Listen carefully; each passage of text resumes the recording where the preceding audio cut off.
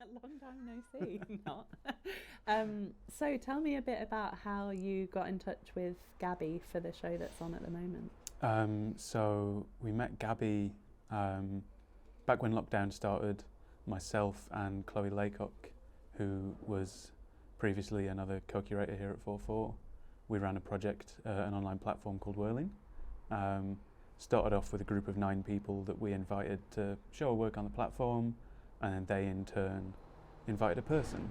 So 9 became 18, became 27, and somewhere along the way, I think it was like a link from Nastasia, who's got a studio here, went through like 4 or 5 connections and ended up at Gabby, and we showed Gabby's work, Dad Dancing, that, like we were saying earlier, was just in New Contemporaries, and that particular work was, like, for us, one of the highlights of things that we sort of like found and managed to show on Whirling. It's just incredible, such like a moving work, and through that we sort of developed the classic sort of like Instagram relationship, like back and forth, and had sort of said to each other like, oh, we'd love to do something together at some point, and it had been on the list for a while, and just as like we were starting to think about it here,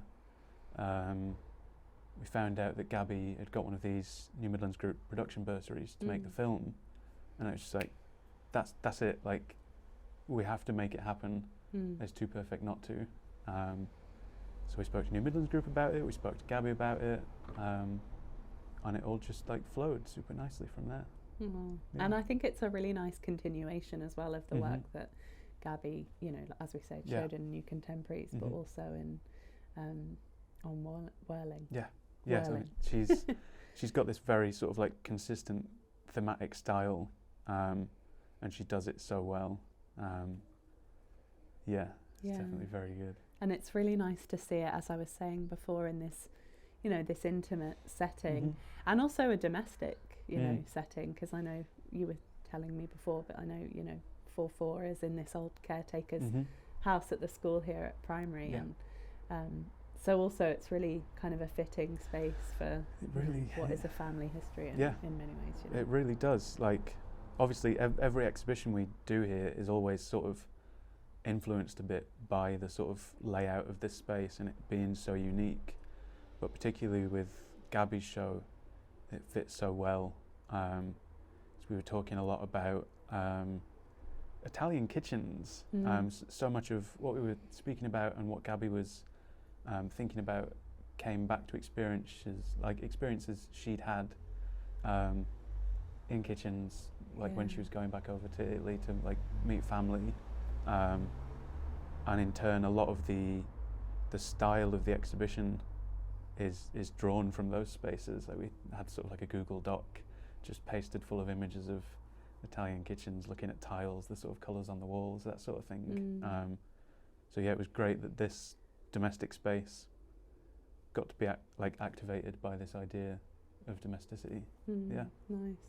I think it's really clear that you bring, I'm really interested in, you know, how you bring such a caring and thoughtful approach to, I think, everything that you do. I think, you know, you obviously work at One Thorsby as well as running 4-4 and having your own personal practice and being engaged in other spaces. But I think that care-centered approach to either curating or making or supporting, like, it's very inherent to the artist-led, and also, kind of as we were discussing before, it's something I'm thinking about more and more, about trying to harness, I suppose, as those of us who've come up through the artist-led, you know, in the cost of living crisis and in the wake of like such a tumultuous period with the pandemic, and also, you know, like the turbulent political climate that we're all currently navigating.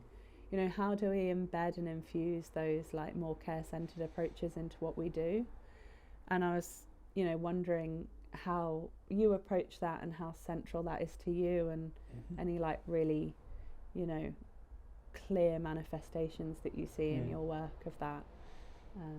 I think, yeah, obviously it's massively sort of integral. Like you said, it's a small space. We've got this really sort of like direct one-on-one relationship with these artists that often is built over like quite a long period of time. Yeah, I think the space wouldn't operate in the way that it does without that sort of formula for engaging with people.